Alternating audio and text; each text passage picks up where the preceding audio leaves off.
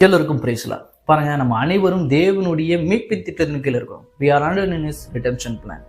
பாருங்க, வெளிப்படுத்தின சுவிசேஷம் 7ஆம் அதிகாரம் 9-12 வசனங்கள்ல பாருங்க, யோவான் பரலோகத்துல சிங்காசனம் முன்பாக திரளான மக்கள் கூட்டத்தை பார்க்கிறார். எல்லா தேசமும், எல்லா மொழி பேசுறவங்க, இனத்தார், ஜனத்தார், ஏகப்பட்ட கூட்டம் அங்க ரட்சிக்கப்பட்டு தேவனை ஆராதித்து கொண்டிருக்கு. இது ஏன் அந்த வசனம் முக்கியம்னா, பாருங்க, இன்னைக்கு இப்போ இந்த உலகத்துல வாழ்ற நமக்கு எவ்வளோ பெரிய ரெஸ்பான்சிபிலிட்டி இருக்குன்றத பாருங்க. இப்போ தேவன் அவ்வளோ ஆத்துமாக்களை ரட்சிக்க போறாருன்னா, அப்போ நம்ம இங்க சும்மா இருக்க முடியாது, சோர்வா உட்கார முடியாது. எந்த ரெஸ்பான்சிபிலிட்டி இல்லாத போல கிறிஸ்துவுக்காக நம்ம போனோமா, வந்தோமா, சபையை அட்டன் பண்ணோமா, ப்ரேயர் அட்டன் பண்ணோமா, பைபிள் படிச்சோமா, நம்ம குடும்பத்தை பார்த்தோமா, வளர்ந்தோமான்னு இருக்க முடியாது. நம்ம ஒவ்வொருத்தருக்கும், பார்க்குற ஒவ்வொருத்தருக்கும் ஒரு மீட்பின் திட்டத்திற்குள்ள நீங்க இருக்கின்ற உணர்வு அவசியம். பாருங்க, ரோமர் 10ஆம் அதிகாரம் 13ஆம் வசனம் வாசிங்கன்னா, அவர் நாமத்தை தொழுது கொள்வன் எவனும் ரட்சிக்கப்படுவான்னு எழுதப்பட்டிருக்கு. அப்போ விசுவாசிக்காதவன் எப்படி ரட்சிக்கப்படுவான்? அப்போ கேள்விப்படாதவன் எப்படி விசுவாசிப்பான்? பிரசங்கியார் இல்லாவிட்டால் எப்படி கேள்விப்படுவான்?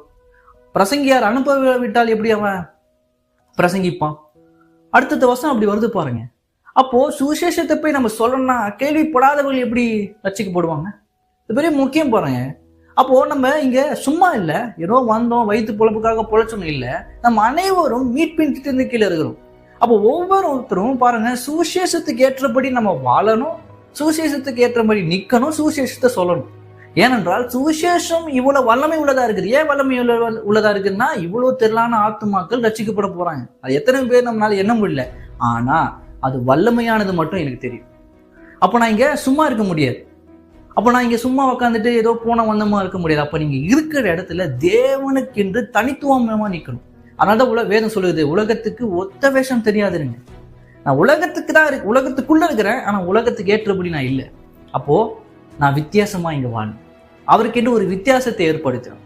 அவர் சொன்ன விதமா வாழணும். அவருடைய வார்த்தை என்ன சொல்லுகிறதோ அதுக்கு ஏற்றபடி இந்த உலகத்துல வாழணும். ஒருவேளை நீங்க எவாஞ்சலிஸ்ட் இல்லாம இருக்கலாம், நீங்க பெரிய பாஸ்டர் இல்லாம இருக்கலாம், எனக்கு அந்த வரம் இல்லை இந்த வரம்னு சொல்லாம இருக்கலாம். ஆனா நீங்க வாழ்ற வாழ்க்கையில கர்த்தரை வெளிப்படுத்த முடியும். நீங்க இருக்கிற வண்ணமாய் பாருங்க. நீங்க போய் இயேசு நல்லவன் சொல்ல தேவையில்லை, ஆனா அவர் நல்லவரா இருந்தால் எப்படி இருக்குன்னு நீங்க வாழ்ந்துக்காங்க. இயேசு மகா உண்மை உள்ளவர் நீங்க சொல்ல தேவையில்லை, அவர் உண்மை உள்ளவரா இருக்கிறது போல நானும் உண்மை உள்ளவனா இந்த உலகத்துல வாழ்ந்தா எப்படி வாழணும் நீங்க சொன்னீங்கன்னா, பாருங்க, திறனான ஆத்துமாக்கள் உங்கள் வாழ்க்கை பார்ப்பது மூலமா ரட்சிக்கப்படுவாங்க. கடைசியா சொல்றேன், ஒருவேளை இது வரைக்கும் நம்ம இதை செய்யாம இருக்கலாம், இது வரைக்கும் நமக்கு இந்த உணர்வு இல்லாம இருக்கலாம். ஆனா கொஞ்சம் இன்னைக்கு நின்று நம்ம இதை ட்ரை பண்ணி பார்க்கலாம். கர்த்தருக்கு என்ன நம்ம மீட்பின் திட்டத்துக்கு கீழே இருக்கின்ற உணர்வோடு இதை நம்ம ட்ரை பண்ணி கர்த்தருக்காக வாழலாம்.